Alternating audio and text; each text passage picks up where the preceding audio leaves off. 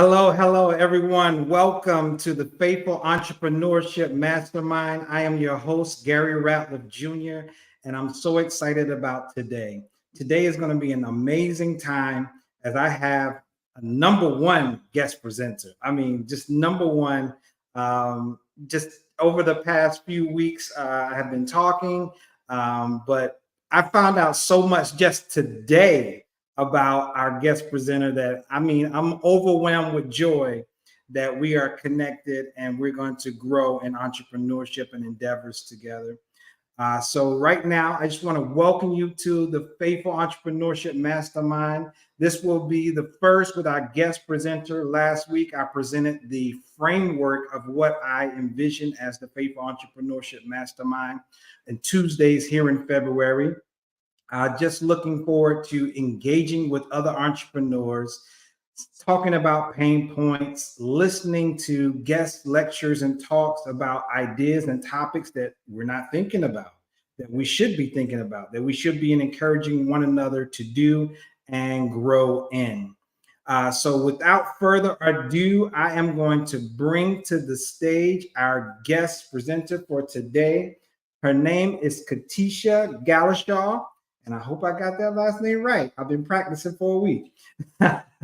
But Katisha is an outstanding accounting professional with over 20 years of experience in companies ranging from startups to Fortune 100 to nonprofits and religious organizations. She is also a community organizations activist who serves as a mentor and tutor in the Springfield Public Schools and participates on various boards and advisory councils. She holds a BSBA and MS in accounting from Western New England University, a Master's of Arts and Spiritual Formation from Gordon Conwell Theological Seminary, and she is the CEO and founder of KG Virtual CFO. Let's give it up for Katisha. Goodness gracious, that introduction. Oh my goodness. Who you talking about? You're not talking about me. Hey, I'm talking about you. I didn't add on the other accolades that she is a minister and she can throw it down. I was blessed by one of her sermons today. What you gonna do? Uh-oh. I brought it to do my homework. Yes, I do. So I'm so excited to have you here today. So I'll let you go ahead and go ahead with your presentation for us today. Measure what matters. Okay. Is it all right if I share? I got a few slides to keep me on point. Is it all right if I share that? Do what you got to do. Okay. All right, cool. Thank you so much, Gary, for the invitation and for all those that are watching this live and would watch the rebroadcast if that's available. I'm so honored and privileged to be with you and share a little bit about measuring what matters, looking at the financial aspect of your business or organization. Let me see. Gary, I don't know how to add that. I have the slides. All right, boom, there we go. And just switch it to make the slides bigger. That'd be fantastic. All right, cool. We're going to talk about measure what matters. I'm going to be mindful of the time. But I want to give you something that you can take away and be empowered with some key insights that afford financial insights from your business or organization to help manage the health and well-being of your organization. That's right. Fire off in the chat, please. I need to know somebody's here. I'm speaking into the ether and I don't know who's there. I can't get no response, but we'll just go with it. All right. So let's hop into this. I'm in Western New England right now. I'm in Western Massachusetts and we got some snow. So I got the heat pumping. So hopefully y'all don't hear it in the back. There's a common adage out there that says you can't manage what you don't measure. You can't manage what you don't measure. Think about it. When you're setting any type of goal, it doesn't have to be financial. It can be health goal or personal growth goal. The first starting point is you have to assess where you are right now. You got to get a good, firm grip on reality. And then you can dream, you can project, you can write your vision, you can set goals, but you must determine your starting point. And I know when we're talking about finances. Oftentimes, that's a topic that many people avoid. But look at it from a standpoint of, hey, this is just a starting point. I may not be where I want to be, but I'm starting here. And from here, I'm going to be empowered to make changes in order to get to where I want to be. Because truth be told, managing your money is managing your business. Managing your money is managing your business. If you don't believe me, there was a survey, this was even before COVID, that said 82% of small businesses failed due to cash flow problems, simply ran out of cash.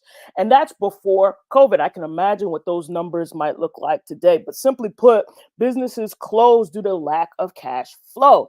So running out of money for a small business or organization, it is a big risk.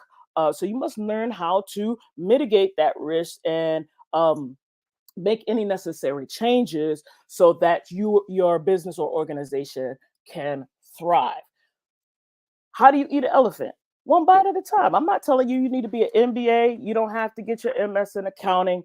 You don't need some extensive accounting or math expertise. It's going to be simple math that we're going to talk about today, and we're going to use your analytical skills with the numbers from your business in order to meet your goals. So I encourage you not to be overwhelmed, but take this project or this goal or this financial, when you put that CFO hat on your business, let's just take it one bite at a time. Hopefully you'll be empowered to walk away with a little something that can help you in this journey. That being said, there are vital signs. There is an immense amount of information. I mean, we are inundated with data all the time.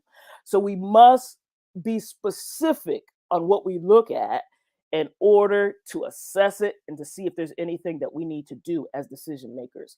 The quote is from the founder of GoDaddy, says, measure everything of significance. We're talking about measure with matters, right? Measure everything of significance. Anything that is measured and watched improves. I don't know the science behind it, but once you start paying, once you stop avoiding things and start to address things, you begin to fully understand the situation and begin to discern what I need to do in order to make change in that area. So we're not going to ask you to look at all the financial statements and develop all the financial statements of your business. We're just going to start like really, really basic. And when you think about vital signs, even from the health perspective, in the medical field, they have a key vital signs. They're like your blood pressure, your pulse, your temperature, maybe weight, maybe respiration, various things that they may measure because they have a baseline for that number. And if that number or that sign in you, if your blood pressure or pulse deviates from that baseline, then you have to begin to think about why has it deviated and what can we do to get you back to a healthy vital sign. I've been taking my blood pressure and pulse for quite some time now, and it's been recently over the past month I've noticed that my pulse rate has elevated, and so I'm able to take that information back to doctor. I suffered also have like a concussion, and I've been noticing increase. I started having those concussion symptoms, but I wouldn't have known that my pulse rate is increasing if I hadn't been measuring that every day. So I know what is normal for me. And then so when something looks off the charts, then that gets my attention to see what do I have to do about this? Is it anything I should be alarmed about? Today, looking from the economic standpoint, today was released the Consumer Price Index for January, or the inflation number. They're watching this because they don't want inflation to get too high. And if it's continuing to increase, what are they doing? They adjusting those rates. So you can't get that house that you want to get because the interest rate's too high and it's not the right time, all that stuff. In economics, they got inflation, they got consumer price index, they have unemployment, they got GDP. All of these are economic vital signs. So when they deviate from the norm, they know what they have to do. All right, I beat that horse. What I'm trying to say is that for your business, you can develop and distill down to maybe a few numbers that you review, just to start with, a few numbers that you review to see what they are in your business and then how you can bring change. I'm going to move really quickly uh, again, because again, I don't want to go over my time. And what they're called are key performance indicators. I'm going to give you an example of 4, but you can develop your own to measure and begin to assess the financial health of your business. First one is revenue. Revenue is simply the money that you bring in from sales, from your products or your services. Could be called revenue, sales, gross income, gross receipts. You can get that number from the the documents that's on the right side of the slide. But basically, it's your money that's generated. It's the average sales price times the number of units sold, and you can monitor that revenue and see how it compares to your budget, see how it compares to last month, see how it compares to that same month last year, and see if there's any difference and see if your business is trending in the right direction. If not, what are you going to do about it? The next key performance indicator is gross profit. You have revenue. Now subtract those cost of goods sold. What are the specific expenses that are related directly to creating your product and offering it to the service, or offering it to the public, or that service that you offer to the public. Somebody earlier was talking about a restaurant. So what is the food cost? What is the labor for those that cook? What are the to-go plates? How much do they cost? That's part of your cost of goods sold. When you take your revenue, subtract your cost of goods sold, you get gross profit. That lets you know, am I charging enough or am I losing money? Do I got money going out the door that exceeds what I'm bringing in? So I may need to adjust my sales price or some other factors in order to be profitable, just taking into account cost of goods sold. So if you have revenue of 100, your cost of goods sold is 75. Your gross profit is 25. That's 25%. So for every dollar that you bring in, you retain 25 cents that you can use to cover the other costs. Take a breath. Take a breath. And comment in the chat if you're still with me. Well, number 1, we talked about revenue. Number 2, we talked about gross profit. Number 3, let's talk about net income. Let's take it down. We had revenue minus cost of goods sold is gross profit. Then you deduct all those other operating costs, and then you get net income. This is your bottom line. If you're a Schedule C, if you're a sole proprietor, that means that you look at the bottom line and see how much you made as profit. Income does not equal profit. You might hear a lot of business owners say, all right, I got a 5-figure month or a 6-figure month. Usually they're talking about revenue, income. They could have expenses that exceed that and could be operating at a loss. So everything that glitters is not gold. Income is one thing, but are you profitable? And if you are in a business endeavor, part of your motivation is to generate profit. If not, you could be a nonprofit organization. More power to you. That's beautiful, wonderful. Or, you could have a hobby that operates at a loss. Wonderful. But if you are a business, you must have a motive to generate profit. I'm not saying that you be exploitive. I'm not saying that you overcharge in order to make profit. But at the end of the day, there must be a return on what you invest in that business. Lastly, cash balance. Money in minus money out. It's the run rate. It's the burn rate. Just like revenue or income does not equal profit, profit does not equal cash. Profit is a construct of the tax code. It's what you pay taxes on. So the Internal Revenue Code lets you know what's income, also lets you know what's a deductible expense, and you subtract that and get profit. But cash is actually what's in the bank. You can receive cash for something that's not necessarily taxable. If you invest your own money, that's cash, but it's not revenue. If you get a loan, that's cash, but that's not revenue. So cash lets you know if you have a net positive cash flow in the bank. High level discussion of these topics. Here's a review. Hopefully you have something to chew on in your discussion. And I want to turn it back to Gary and thank you so much for having me today.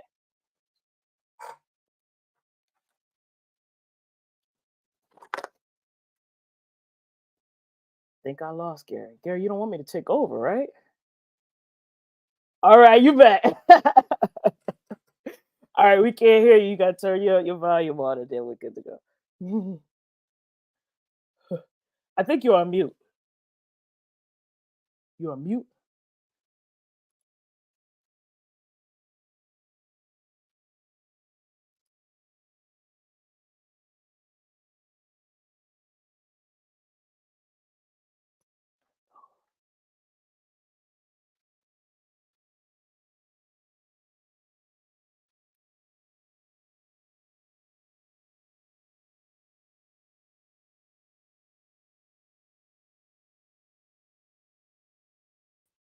Can you hear me? Can you hear me now? Okay, I was talking this whole time and nobody could hear me. Thank y'all for telling me my mic was off. All right, let me start it all over. Thank you so much for being here today with us. Thank you for this information and letting us know that our vital signs need to be taken. We need to understand our vital signs. And if you are not being profitable, this is your time to check your vital signs. How are you managing your finances? Number one, expenses versus your income. Understanding your numbers. I tell entrepreneurs this all the time. Understand your numbers. If you don't know your numbers, you cannot stand firm on anything at all. Number two, I also want to thank you so much for being in the trenches, right? This is a consistent growth part that needs to happen for everyone who needs to be what do I want to say? Who wants to be in business? We'll put it plain and simple. Who wants to be in business? They have you as an asset. You are an asset to the entrepreneurial community. And we want to make sure that everybody knows that. And third, but not least, she is a virtual CFO. So no matter where you are, there's no excuse for you not to get your mind right, get your finances right. KG Virtual CFO. KG Virtual CFO. I'm going to say it one more time for the people in the way back in the Midwest, on the West Coast, internationally known on the microphone. KG Virtual CFO. Go on her website. She has free courses. Oh my goodness. She has free courses for those looking to get more information. Third, she has merch. She's got Thriving with My Tribe t-shirts. So make sure you cop that. So if you are profitable, you know your numbers, you can buy a t-shirt. If you're not there yet, don't buy the t-shirt unless it's your vision and you need to hang that t-shirt up until you can wear it. Thriving with My Tribe merch. Make sure you cop that today and help her get her message and get her expertise out there for everyone.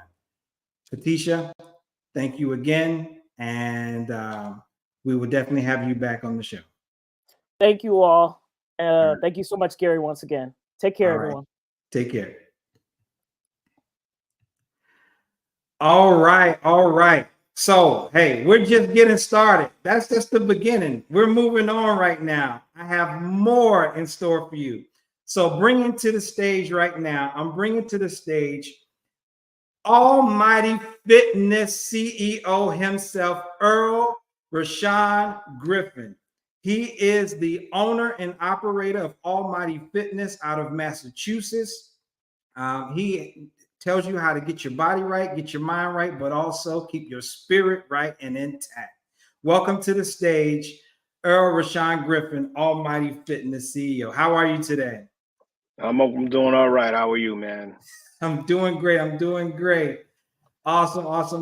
And next on our panel for today as well, we have Douglas Camp of D Camp Foods LLC. They have the sauce to get you right. Bring it to the stage right now, Doug Camp. Doug, how are you today? Doing fine, family. How are you doing? I'm doing well, family. So glad to have you both here as my first panelists for the Faithful Entrepreneurship Mastermind.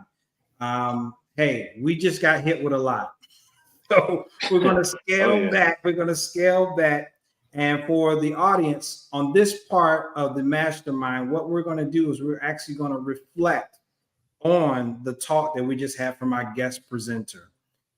So who wants to jump in first and start to bring it up? What hit you so hard in the face just now as Katisha talked to us about our vital signs in our businesses? Well, if you don't mind, I'll go first, gentlemen. First of all, outstanding presentation from Katisha. And it was just something I was thinking about this week. I'm 4 years into my business, but I'm just going back, looking at my numbers and making sure that, again, my price points are right, the things that I'm doing and actually generating income and revenue. So that's what really hit me as a point. What I'm looking at right now is pain points like, do you know your numbers? Are you selling your product where you need to be? Are you making ends meet? And then are you just putting stuff in and not knowing exactly where it's going? So I'm having to go back now and this stage in my career and in my business and go back and make sure my numbers are where they need to be for that next level. Nice. Reflection point is once you know that your numbers have to be right, and as you grow where you want to be, you need to start looking back, because with vision comes expertise, because you have to have that vision to build that expertise in that area. And Doug, for me, if you can just say one thing about it, like what about your numbers excites you? Like I know it's troubling and a lot of people get scared, but tell me, what about when you were talking about vision, right? Mm-hmm. Talking about looking forward, what about your numbers excite you?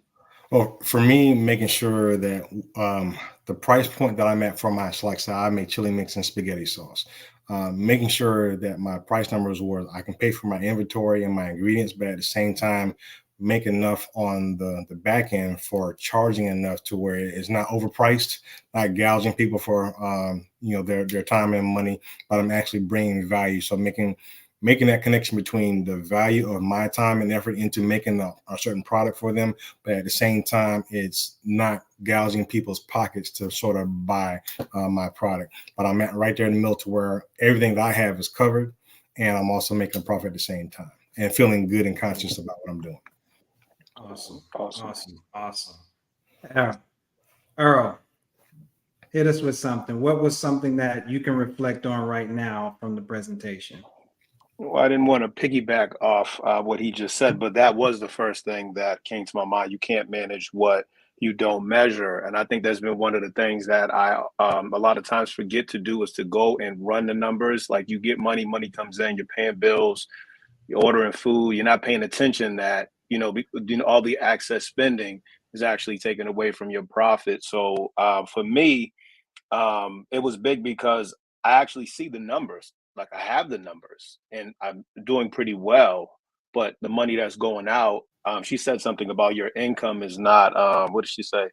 Your income is not a profit. So I'm getting the income, but it's still not turning into a profit because I'm not monitoring where the money is going. So this year, as of January, I've been trying to keep track of everything that's coming in and going out to limit that spending so I can stay in a profit. I'm 6 years in the business and it's still been a journey of trying to get positive. Every year it's gotten better. It's gotten better every year, a little less spending. But this is the year I want to make sure that I see a profit. All right. And what year is this for you, Earl? Almighty Fitness? 6 years. This past November was 6 years. Yes. Congrats. Awesome. So entrepreneurs out there, we have a business for 4 years. It's been here for 4 years, but I'm going to say you're giving that number as the incorporation, formally organized, right. But he's been working on sauces for over a decade, right? It's more than 10 years right at this point right now, right, Doug? Almost 20 years. Woo! 20 years in the making. Awesome. That's amazing. And I'm pretty sure as well, we can say the same for Almighty Fitness. Absolutely. We try to, let's see, looking at our time, it came out of an opportunity that most would have seen as Almighty Fitness came out of an opportunity that most would have seen as a downfall, a back setback, right? Right. You had an injury and you were training yourself to come out of the injury and you created this opportunity. right? Right. And same thing, you were making a sauce. you were cooking. You've been cooking for kids and parents and teachers and others for a long time, and that birthed your business. So entrepreneurs, it does start from something that's close to your heart, from a time and opportunity. But we have to be good stewards. We have to be good stewards of these visions that we have, and our finances are number one. Correct. Now we don't have a love for money that leads us astray, but we have an understanding that we have a stewardship, and that's where the faithful entrepreneurship comes in. We are faithful entrepreneurs of our gifts, our talents, and our resources. So each man here, and even Katisha as a woman, I'm focused on Black and brown males, but everyone has a gift, a talent, and resources. So the gift that was given to us by God was the ability to know our situation is not defined by anything else but us and God's vision. Yes. And that's how we were to be able to create our businesses. Our talents are things that God has given us innately that helps us not only envision the business, but pursue it. And then the resources that we're supposed to be good stewards over is what catapults us into where God has placed us and sees for us to go. That is fulfilling the vision. So as we fulfill the vision financially, God's going to give us that increase, right? So our income and our profit. So we're bringing in some money.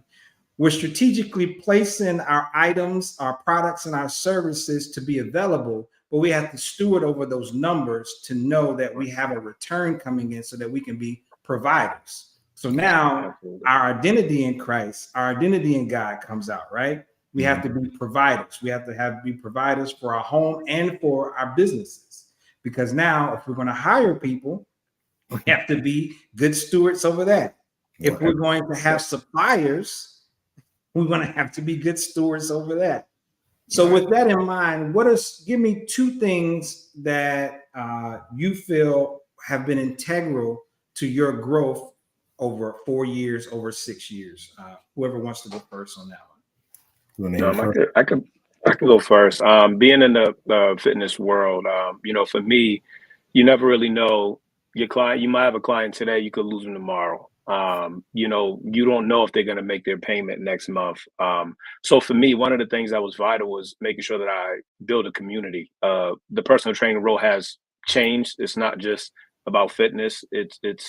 There's a mental side of it. I'm not a therapist, but in the gym I am. We build a community. I do fitness to mainly all women. That's just who I've been called to. I thought it was going to be men, but it's all women. So I have this not ability, but I have a job in there to uplift women that come in there. So now that people who come to the gym, they're not just getting worked out. They're leaving faith-filled. Their body's changing. Their mentality's changing. So now the income keeps coming because people feel like they have a place that they feel is home. This is my gym. This is my trainer. I belong here. And I think that's the thing that has kept me going for 6 years, even despite not always being in a profit. It's just that people love what we do and they see the vision, and everybody that comes there, they are leaving, they're walking away with something. And I mean, we're in there praying with people. Sometimes we're not even working out. We shedding tears in there. But that's the vulnerability part that comes with the gym where I'm at. And I think it's one of the things that people enjoy about being in our facility. Awesome. Doug? Oh, and for me, man, sort of the same thing with Earl, is like that connectivity. Yes, I made a great product for people that have acid reflux and heartburn. That's my niche market. But I'm also providing value for them for their time and the family, and making those connections. And people come to the farmers market looking specifically for me and my product, just making sure. So there's other vendors are out there, but they come directly for me. And like I said, as I go to that next step, taking that community and build upon it, the trust that they have for me providing them with a stellar product, always being on time, being friendly, being cordial, and being inviting them. And I don't even do taste tests. It's based off of the strength of product and character. That's what keeps me in business and keeping going forward.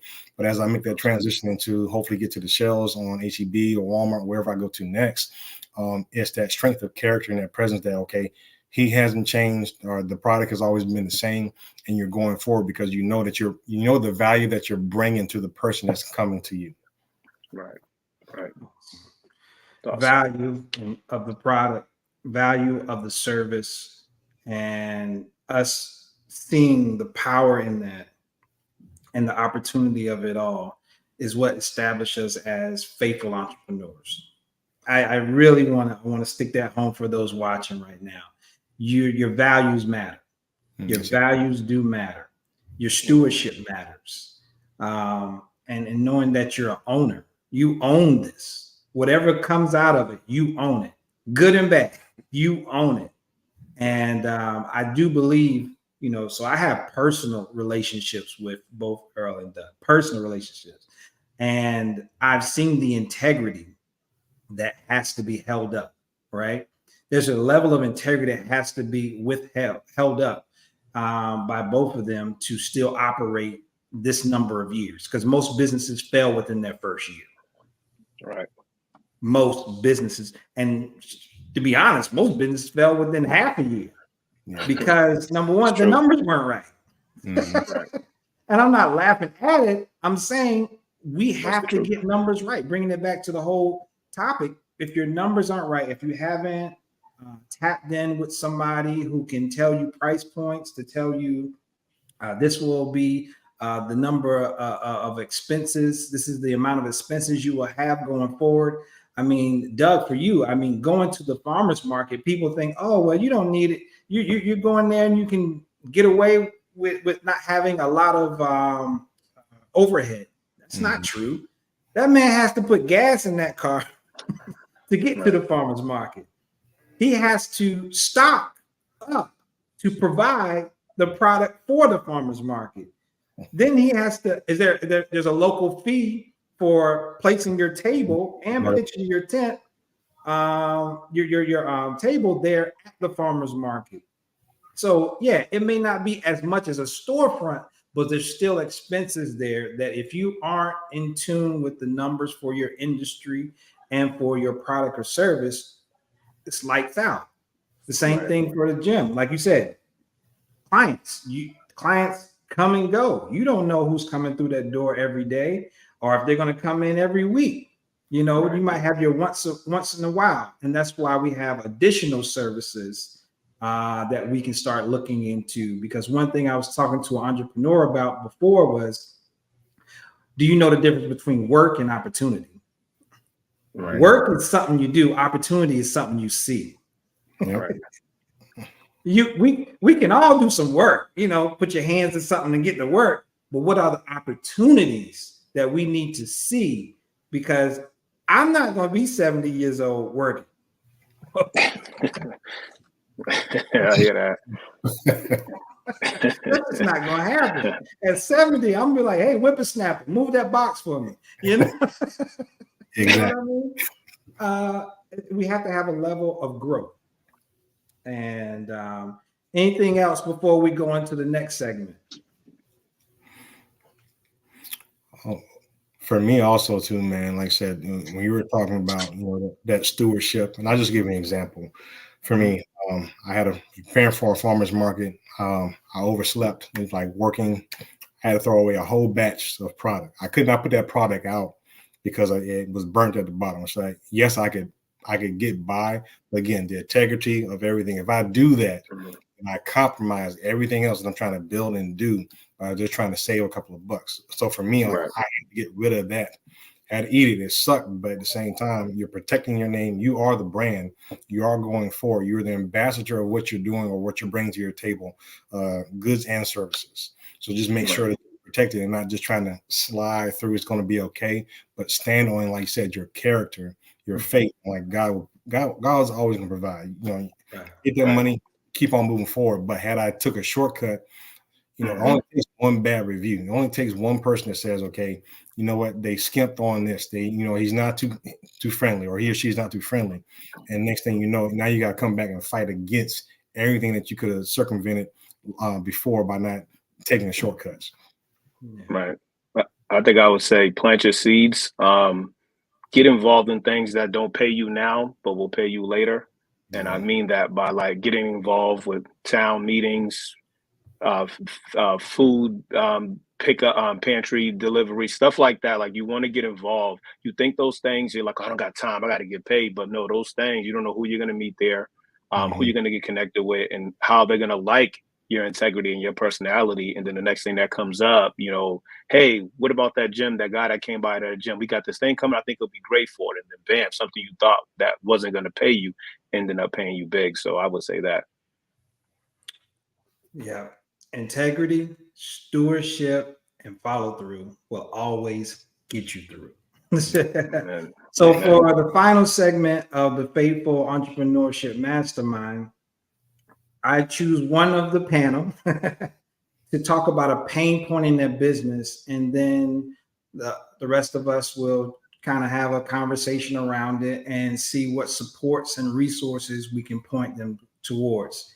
So today, I wanted to say if Almighty Fitness has a pain point and anything you would want to talk about, and see if we can help support you and point you to any resources. For me, I've been I want to get into applying for grants. I've tried to apply to some of my own, haven't been successful. I know there's things like grant writers and things like that, but it's really overwhelming.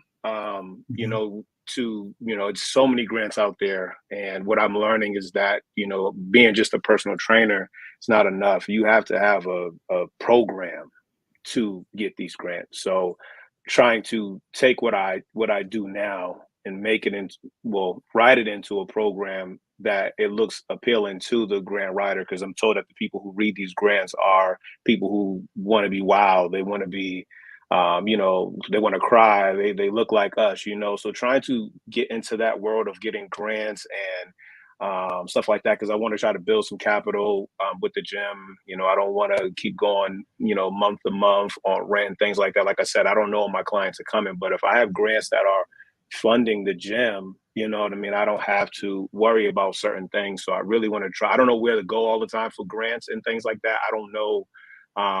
Should I get a grant writer or not? Should I try to do it on myself? A lot of people using AI. I refuse to do it because I just feel like it takes the love out of, you sharing your story. So I think that's been it's trying to find ways to raise money. People have mentioned things like maybe do tour drives and all of these things I've never got into. So I'm trying to figure out the right way to go about doing those things.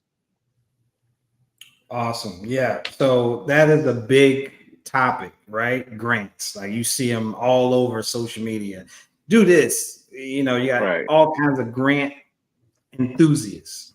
From my personal experience, grants are good opportunities if you have a reason for using them. Right. I'll say it again. Grants are a good opportunity if you have a reason for using them. So I'm not one of those enthusiasts. Grant, because you could easily do the same thing that you're looking to do by providing a service as a local vendor. So signing up with your local, start at your local town hall, right? Mm-hmm. Make sure you're a vendor through your city or town that your business is incorporated in, or that you do business in, where you're founded. And start there. Start small and start to build up things that the community wants. It needs, as you said, going to council meetings, listen to the council talking about health scares that are going on, because you have a fitness community that you're trying to build, right? And those partnerships that you could possibly do. If there's a fitness day in the city or town that you live in, actually being the one who spearheads that day. Put your team together and go out there and spearhead that day, become known for that. And then the local government becomes your bolster, becomes your cheerleader, because you presented something to them that they were in need of, and you were able to fulfill it. So that goes into your bank, right? And then on the state level, you can also be a vendor with the state, getting signed up for you. So your local supplier diversity, you want to look for them. and they're at different levels, state levels. You're in Texas, Doug. You're in Massachusetts, Earl. Look for your local supplier diversity, becoming a minority business enterprise, MBE. Look for those offices that can give you your certifications, because certifications, and you'll see mine right here, my equity and contracting certification. Here, I'm in North Carolina. I am able to do business with the city of Charlotte, with the state of North Carolina, because I've gotten my designations as a hub certified business. That's historically underutilized business here. Back when I was in Massachusetts, I also was with the Commonwealth, and I was able to get on combines with their supplier diversity office. So you want to start local, go state, and then you also have regional. So there's a whole region. For you, Earl, it's the New England region. In Texas, I'm not 100% sure your region, Doug, but there's a regional certification you can get. The minority suppliers, MSDBE. I think I said that right. MSDBE, Minority Supplier Diversity Business Enterprises. Okay. So your local region, you can have that. So start local, go state, then go regional. That's good. Okay. And that way you start building up your portfolio. Mm-hmm. So as you're building up your portfolio, then you can see what grants fit into the programs that you've created. Okay. So instead of just going for grants, you can start building your portfolio, and you will be the attraction of grants, because you'll start to understand what you have to offer. So I say get your certifications and your designations first, and then go after the grants. Now, can you go after the grants? Yes, you can. Don't get me wrong. You can go after grants, but you just have to have a reason for it. Right. So if you want to be, so some grants will give you equipment. So there are some grants that will give you equipment. So if you need equipment for your business, and you find grants to go after that, so know what you're looking for as well. What do you need? So grants to fulfill your needs. If you need technology for your business, there's grants for technology. If you need a laptop, if you want to start a podcast and you want to get podcast equipment, there's different grants out there for that, but you have to really look for them and utilize them to your benefit. But they have to fit into something that is attractive. Now, as far as grant writers, I'm always the person I say, hey, if somebody else is more talented than me in an area, why wouldn't I pay them? Why are you going to spend 100 hours trying to figure out something when you can pay somebody who's in depth and knows the language, the lingo, that needs to be spoken within that form to get you going? Do it. Yeah. Take that extra job delivering some groceries as and put that into giving it to the grant writer, and make sure that you have a winning grant and opportunity. But then from there, you have a template, and you can work off of that template. So don't look at it as you're paying a person to do it, but look at it as you're getting a template for the things that you are going to be doing to make yourself more attractive. Gotcha. That's good. Does that help? That's good. Yeah, that's helpful. Okay. Thank you. Yeah. Well, man, so I'll close out, now with I want to give you guys an opportunity just to talk, just a quick 60 seconds. Don't take 3 minutes, five minutes. Take 60 seconds, introduce yourself, make sure you say your name, your business, and, where you are and how people can engage with you and get your product or your service. So your name, your business, where you are, and how people can engage with you to get your product or service. We'll start with you, Doug. All right. Doug Camp from D Camp Foods. We own an authentic line of specialty chili mix and spaghetti sauce that's reflux and heartburn friendly. We're based out of Cibolo, Texas, close to San Antonio. Our website is dcampfoods.com. You can place your orders. We can ship anywhere in the States, and that's where you can find us, also on Facebook. Awesome. All right. My name is Earl Griffin. I am the owner of Almighty Fitness, Inc. I'm also the co-owner of Under One Roof Fitness Center in Randolph, Massachusetts. I currently reside in Brockton, Mass. You can go to my website, almightyfitnessinc.com, and you can find personal training. I'm also a nutritionist, so you can find the ability to get meal plans, group classes, and more, apparel as well on that website. Awesome, awesome, awesome. I want to thank you guys so much for being here today. It's been a pleasure to present to you the Faithful Entrepreneurship Mastermind. Thank you to my panelists, Earl Rashawn Griffin of Almighty Fitness, Douglas Camp of D Camp Foods LLC, and to our guest presenter, Katisha Galashaw, who hit a home run teaching us about the vital signs of our business.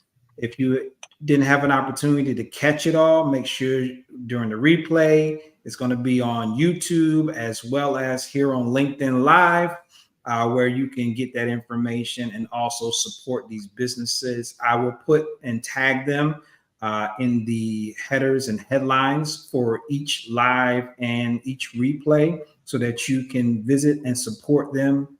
This is Black History Month, but it's also supporting Black and brown male entrepreneurs of faith who have integrity, who are good stewards of their gifts, their talents, and their resources, bringing these products and services to you so that you can be a better you and have a better community that is filled with love, joy, peace, patience, kindness, goodness, faithfulness, and everything that God has for you, your clients, and the communities that you serve. So till next time, next week, Tuesday, 12:30, I'll be back and I'll be presenting you with another guest presenter. I hope to have them locked down this Friday, and I'll put the post up. So again, thank you again for your opportunity to bring the Faithful Entrepreneurship Mastermind to you and your home. God bless and peace. Until we meet again, have a great day.